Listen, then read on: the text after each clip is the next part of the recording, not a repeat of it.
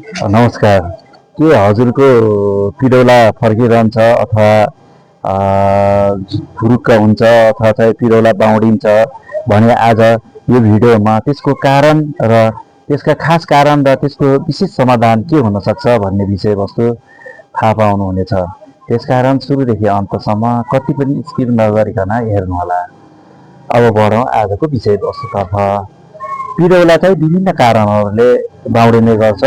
जस्तो पहिलो कारण भनेको लामो समयसम्म हजुर हिँडिराख्नु भएको छ अथवा लामो समयसम्म खुट्टाले काम गरिरहनु भएको छ अथवा हिँड्नु भएको छ, उभिराख्नु भएको छ भने तपाईँको पिडौला बाँडिन सक्छ।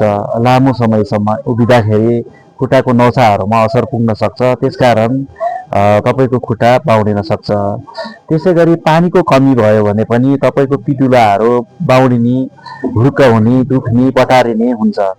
जस्तो तपाईँको शरीरमा पानीको मात्रा कम भयो भने चिरचिर हुने, अनि मुख सुक्खा हुने, अनि नुनको मात्रा कम हुने, म्याग्नेसियम अथवा चाहिँ ती तत्त्वहरूको कमी हुने पानीको मात्राले गर्दाखेरि, अनि त्यसको लागि तपाईँले दैनिक 2-3 लिटर पानी पिउने गर्नुपर्दछ। त्यसै गरी अर्को भनेको हाम्रो शरीरमा नुनको मात्रा कम भयो भने पनि पिडौलाहरू बाउडिने गर्छ। पिडौला बाँडिने अर्को कारण भनेको नुनको कमी भयो भने।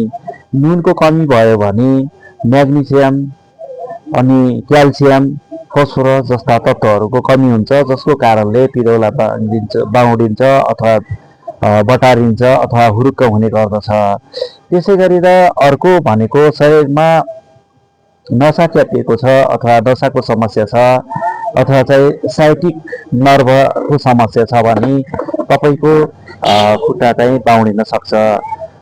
जस्तो तपाईँको चाहिँ कम्मरभन्दा पछाडि नसाहरू च्यापिएको छ भने तपाईँको खुट्टा अथवा तपाईँको पैताला चाहिँ बाउडिने गर्छ। त्यसै गरी हाम्रो गर्भवती अथवा चाहिँ गर्भवती महिलाहरूलाई गर्भवती अवस्थामा पनि खुट्टाहरू बाउडिने हुन्छ। गर्भवतीको अन्तिम चरणमा हुन्छ त्यो प्रायः जसो।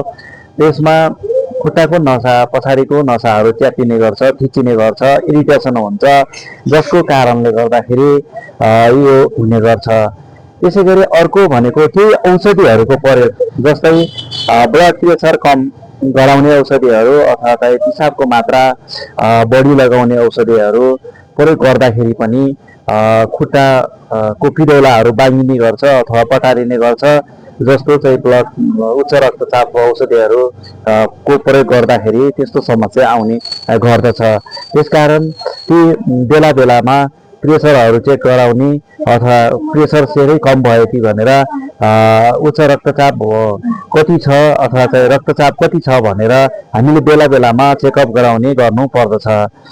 यसको साथसाथै पिडौलाहरू बाउडिने भनेको विभिन्न रोगहरूको कारणले गर्दा पनि हुन्छ। जस्तो तपाईँलाई मृगौला रोग सम्बन्धी समस्या छ, कलेजो सम्बन्धी रोगको समस्या छ अथवा थाइराइडको पनि समस्या छ भने पनि तपाईँको पिडौला बाउडिने गर्छ।